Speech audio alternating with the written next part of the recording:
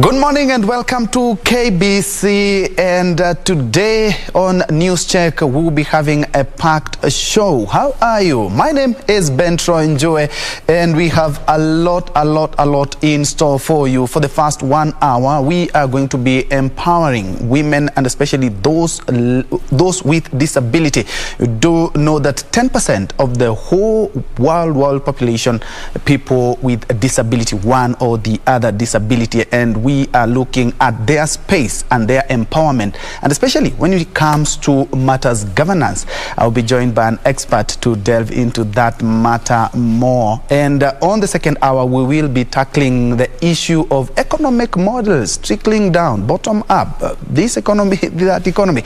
We will be looking at that and the impact it has on the 2022 succession politics. What about manifestos? What happened to manifestos? We will be unraveling that as well. And Lensa Odingo will be assisting us with the sign language interpretation. Of course, here on News Check, we check on what is happening in various parts of the country. And maybe the latest news in the country is that the fuel prices have steadily kept on going up, and of course that will have a ripple effect on other sectors as well. So kindly join me on social media, and also we are broadcasting live from the broadcasting house here in the county of Nairobi, or a social media platform. We are live. And perhaps to start us off on the matters discussion on women with disability and their empowerment, I'm joined by one expert who is Jacklin Bartenge, and she is a programs coordinator for Women Challenged to Challenge. Good morning and welcome. Good morning. Thank you. Perhaps to start us off, tell us something about Women Challenged to Challenge.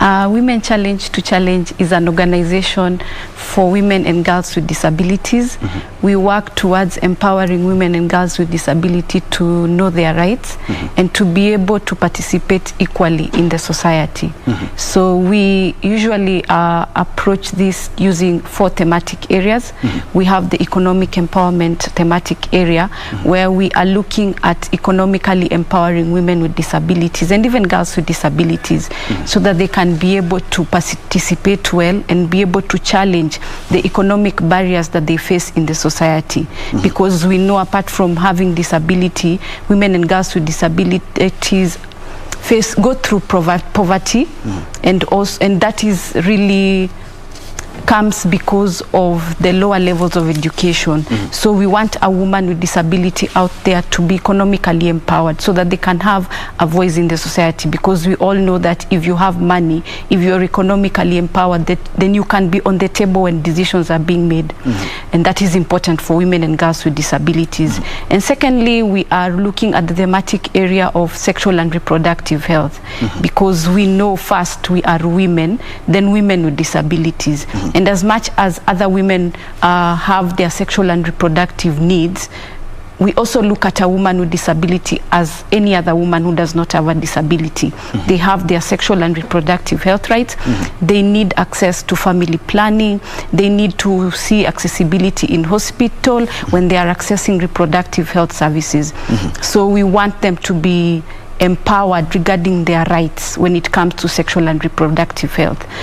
Thirdly, we have a thematic area on leadership and governance. Mm-hmm. As you have said, we need women with disabilities in the leadership positions. We need them in the governance spaces where decisions are being made. So because they have issues also which needs to be addressed. Mm-hmm. So when we have women with disabilities in leadership and in governance in all levels, whether community level, whether in the top levels in the government, whether in the public sector, if we have a woman with disability there, then they are able to articulate those issues. Mm-hmm. They know where the shoe pinch, so they can be able to address those issues. Mm-hmm. On that level, in any level that they are in. So we are looking at empowering a woman with disability to be able to know that they can also be leaders, mm-hmm. to be able to contribute to what is happening in the society. Mm-hmm. And then we have the gender and violence thematic area.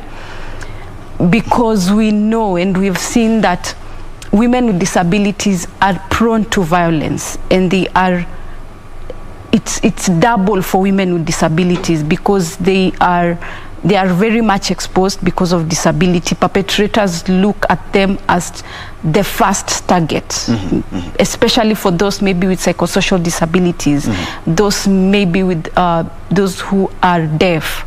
So we know that they are prone to gender-based violence, and therefore we want to empower them so that they can also play a role in the society to prevent and respond to violence against them, so that they can be able to know their rights, they can be able to know the strategies they can use, even to put the service providers, the duty bearers, like the government, like the courts, the judiciary, put them into account and let them know that we are here, we go through violence also, and we need the proper processes to take place. We need our rights to be known so that we can get justice. Yeah, so basically those are the 4 thematic areas that we work on. Indeed, and you've correctly put it that they are quite exposed. We know very well it's a fact that women with disabilities are more likely to be victims of economic hardships, as you put it, that's the first thematic that you look at. They are more likely to be on the receiving end, even more than men with disabilities. Yeah, exactly. So how are you focusing on economic empowerment? Mainly what we do is giving them skills, like entrepreneurship skills, because they need those skills to be able to be at the same level with those without disabilities and even men with disabilities. So we give them entrepreneurship skills, we give them leadership skills, we help them maybe in the basics of running a business, like doing a business plan, like doing making a profit and loss accounts, having their books in order, knowing what to do, and also we have taken advantage of the AGPO, the tendering processes by the governments, telling them that here we have these opportunities here, please take it up. And also we are not only looking at the women with disabilities alone, but even on the other side of the government, different bodies that are in these spaces of government tenderings and opportunities, making sure that they don't really put many barriers for the women and girls with disability to be able to access these opportunities. Because sometimes you will find that, yes, there are these opportunities, but there are barriers that are preventing the women and girls with disabilities to take up these opportunities. Like, for when you tell a woman with disability, we need a title deed for us, or we need a certain document, which is for a person, that requirement is for a person who has gone to school, maybe they are financially stable, but we have a woman with disabilities who is at the lower level. Economically, she's very low. She can't get a title deed to be able to access those services or those funds that you want to give. So we are looking it on both sides, the self, that's the woman with disability, and even the service provider, like looking at even the employers, telling them that make this accessible to a woman with disability. Yes, a woman with disability has gone to school, for example, but then they cannot, if an employer has not made the facility accessible to a person with disability, then they will not take up this opportunity. And that means they will always be, economically, they'll always be down. Indeed. Now, and in the recent past, you have organized workshops, and the last one, you were looking at some of the challenges that people or women with disabilities are going through, and especially right here in the country. What are some of the main, or what are some of the challenges that these people face that, of course, are detrimental to leadership and governance? I'll categorize them into 3. Okay. Or 4 maybe. One of them is the self, the woman with disability herself, how she looks at herself. Maybe because of her disability, she doesn't have that self-esteem, therefore she is her own barrier. Maybe she does not have enough education, she is in poverty, so she looks at that as a barrier, and that prevents her to take up the positions that she's supposed to take. Okay. That's one challenge that that women with disabilities are facing from their own self.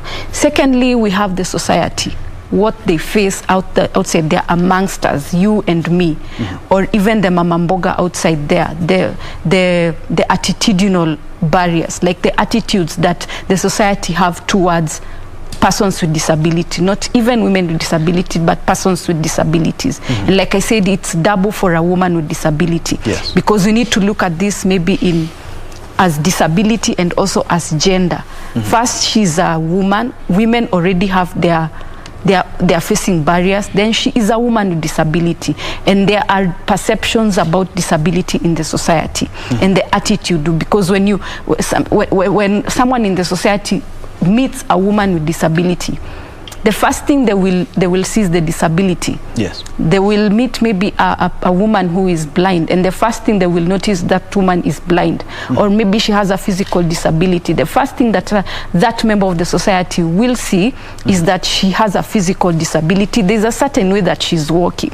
So that an attitude has been created right there, which really informs how this member of the society will treat that person with disability or that woman with disability. So that's one of that's the second challenge that women with disability face, the attitudes, and that informs how, like I've said, how they are being treated. And sometimes people think that they need sympathy as opposed to empowerment. Exactly. And even I had someone say that these people are always angry. They are always just agitated, just yes. touch a button and they will just explode.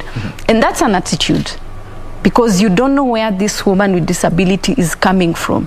Because I know when they are very keen on looking at a person when they meet them, they will see how you think about them the instant they look at your eyes and your expressions. Yes. So that's the society, the perceptions we have towards women with disability because of their disability. And maybe at this point I can say that it's important to look at a person, whether they have a disability or not, as a human first before you look at their disability.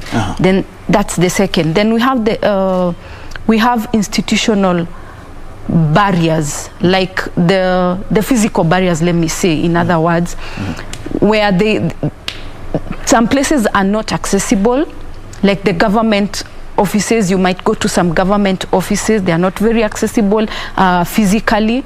We do not have ramps, we do not have disability friendly washrooms.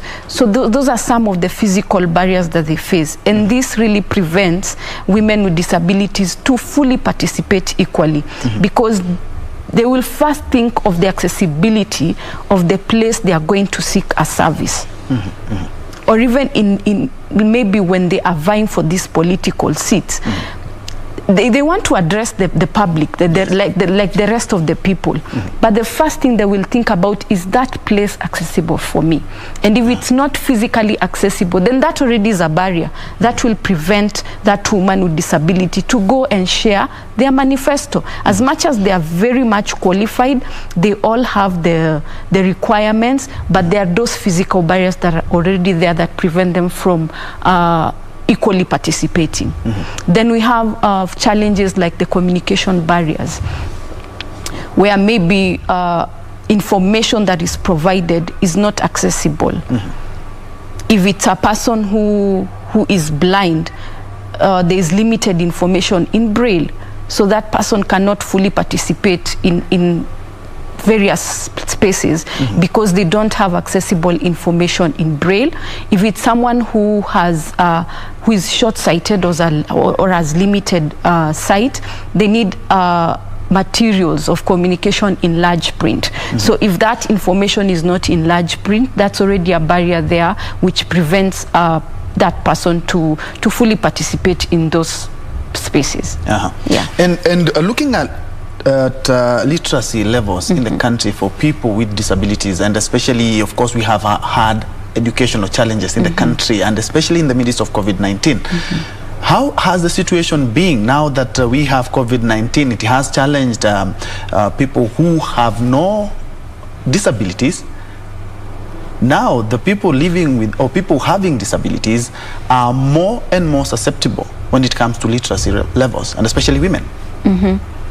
Yeah, they go through those challenges too, and especially during COVID-19. Some of the guidelines that have been put in place really are they're not all friendly towards women and girls with disabilities, or let me say learners with disabilities. Because when we talk about maybe social distance in schools, what have we really thought about that learner with disability who is on a wheelchair, and they will need someone to push them from one point to another? Yes. Of course, there we will not really have that social distance. So that really puts them at a very vulnerable position. Look at a learner who is blind, and they need that education even in these times of COVID. And they need someone to help them move from one class to another. Yes, they are using the cane, the walking cane, but sometimes they will need someone to direct them. And you'll need to touch that person to be able to direct them. So again, there's that social distance is not there. Look at maybe those who are deaf. You find that most of the time for some of them, they will not need to use masks, especially with the sign language interpreter. Because there's that thing of lip reading, so they'll need to see your lips moving so that they can really understand what you're saying. So you cannot wear a mask at that time when you are communicating to that learner who is deaf. So it's quite something that people should really think about when it comes to education for learners with disabilities. Has it changed now that, of course, we're seeing people like the Education CS, Professor Magoha, firmly on ensuring that people are in class, they are following all the COVID-19? Have they factored in people with disability? Or was just a normal day in the office, just like everything was before COVID-19? To a certain extent, they have tried. But a lot more needs to be done. Like looking into those areas. When you talk about masks also, maybe are these masks provided for, or every child comes with their own mask? Look at that learner with disability who comes from a poor home. Do they have that enough money an extra shilling to buy the masks? And also maybe something we can think about is having the transparent, do you call them the transparent masks? Yes. We can think about that, and even think about giving the learners masks, because of the places, the homes they are coming from. So I can say yes to a certain extent, but a lot more needs to be done. And because I know we have the goodwill of the government, then I know that this is something that is received very well and very positively. Of course, you mentioned that you also look at, you seek to empower them, also their reproduction, health, and also rights. And looking at the situation, how do you empower them? And especially now that in Kenya and most developing countries, we're experiencing those low literacy levels in the country. How do you go about it? Like I said, we major so much on educating them on their rights, because that's the best place to start from. When someone is really aware of their rights, when someone is knowledgeable about what the law says, what the Constitution says, what the Act, the Persons with Disability Act says, then that's a good place for us to start, for that woman with disability to know that it is their right to access sexual and reproductive health. When you, and like I said, we use a multisectoral approach. As much as, yes, we are telling the women with disabilities about their rights, we also want to engage the duty bearers, the service providers, and tell them that these are the needs of women with disabilities. Please think about them when you are offering these sexual and reproductive health services. Let's say, let me give an example. For a hospital or a maternity hospital, it needs to have a bed, a delivery bed, which is accessible to a woman with physical disability or a woman of short stature, because when that woman goes to that hospital seeking maternity services, it will be quite a challenge for them when it comes to delivery to be able to go about the process well, because that bed is maybe very high. Yes.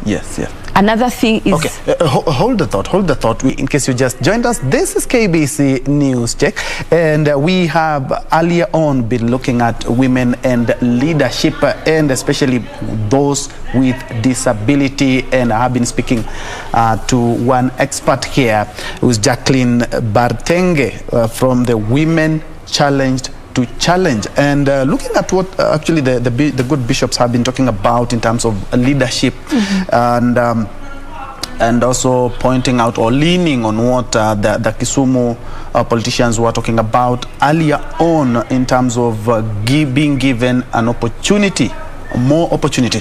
I'll give you a practical example. We have Senator Musuruve, a nominated senator, who is pushing for the disability bill at the Senate.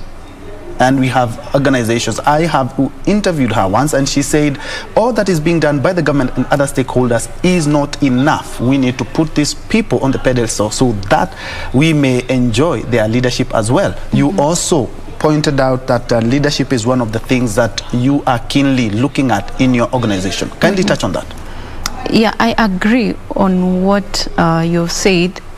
And like you were talking, it's an effort by every stakeholder to have women with disabilities in the leadership spaces, because we need them in those spaces, because they are also productive citizens. They are also offering the society or the people of Kenya something valuable from their leadership, skills. So I think from where we stand as Women Challenge to Challenge, we want them to be given those equal opportunities. We want them to be in those political spaces. And not rely on the affirmative seats that we have seen in Parliament and the Senate. Yeah, because they are also able to go through the processes as any other person without a disability or any other woman without a disability. Unfortunately, a lot of time has been taken by some of the events that we have visited in the last couple of minutes. But kindly, as we wind up, kindly touch on etiquette. We were talking about that some moments ago. Yeah. Kindly touch on it as we wind up. I think as we wind up, it's important for the public to know some of the disability etiquette that really many people do not know or are not aware of. We go about life maybe working or interacting with persons with disabilities, and some of the things we do probably do not rub well on persons with disabilities. Let me touch a few, like for example, when we are talking to a person who does not hear or a person who is deaf, and they have a sign language interpreter with them, it's etiquette to look at that person who is deaf in the eye and not at the sign language interpreter. Yes. Because you're speaking to that person as much as they're deaf. You're addressing them, so look at them in the eye. Don't look at the sign language interpreter. Just use your ears to listen to what the sign language interpreter, but look at that person that you're talking to. Another thing maybe that happens a lot, maybe when persons with disabilities are going to seek help or to seek services in certain facilities, you find that some people will see a person with disability maybe coming to seek a service, yes, and they will ask who is sick, yes, or what's wrong with him. Like you want to address another person and not the person with disability because of the perception you have. So it's important to look at that person and ask what they are seeking for, the services that they are seeking for, because they are the one who have come for the services. And maybe another thing, even for lastly, for those who use cane, for those who are blind, or those who use an assistive device like the wheelchair, respect that device. If they have placed it somewhere on their left or on their right, ask them or tell them that I'm moving it, but don't just take it somewhere else, because that is what they are using to move from one place to another. It's their legs. So as much as I don't want my leg to be disturbed or you to play around with my leg, even that person who is using an assistive device, you need to respect you need to respect that. So those are just a few tips on disability etiquette. Thank you. Of course, we need to open up this discussion a little bit later, but of course we have been talking to Jacklin Bartenge, who is the project coordinator at the Women Challenge to Challenge non-governmental organization. They are touching on women and leadership and leaning more on women with disabilities. Of course, a discussion for another day, but right now we are crossing over back to Karen, where the Catholic bishops are having a presser. When we come back, we look at the models that we are having our politicians feed us each and every day. Let's listen in. And for a peaceful election 2022, as we know, and as we count on the intercession of St. Joseph, whose Jubilee year we celebrate in our church, promulgated by the Holy Father. He is the guardian of the Holy Family. We are a family as Kenyans. May then God bless us with improved weather conditions to reduce the suffering from ongoing through drought, a situation in our country, while let us join in supporting those who are in need of food, shelter, and water. Similarly, we continue to promote peace and justice in order to preserve the integrity of our country and the dignity of our people. Above all, let us remember that when we trust in God, we have hope. We have no reason to fear, for God is with us. We should not be dismayed, for He is our God. He will strengthen us. He will strengthen you. God bless you. God bless Kenya. Thanks be to God. And last but not least, once again, thank you for listening and watching. Let's remind ourselves of who we are, Kenyans who love one another. You can take 2 or 3 questions on. Thank you very much. 2 questions maybe. Bishops will allow us 2 questions. 2. And those questions will be from just what we've heard from the press statement. A few questions, please. 2 questions. Yes, please. Your name? My name is and I have 2 questions. The 2 questions. You have to one and leave the other for someone. Just ask. But you've asked your priest in the different jurisdictions to ensure that politicians do not address.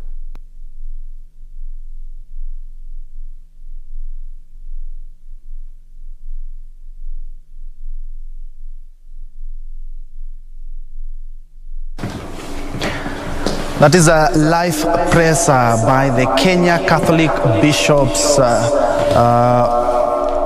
KCCB, Kenya Catholic church bishops, touching on a number of national issues, from the BBI to the national politics to the campaign trail to COVID-19. As I said, we will be having a more comprehensive report on the same, but we are taking our first breather. But when we come back, we'll be looking at the economic models. We've had each and every politician who is seeking the top seat talking about economic models. We've had the trickling down, we've had bottoms up, we've had a number of economies. How do they affect us when it comes to the 2022 succession politics, and do they really hold water?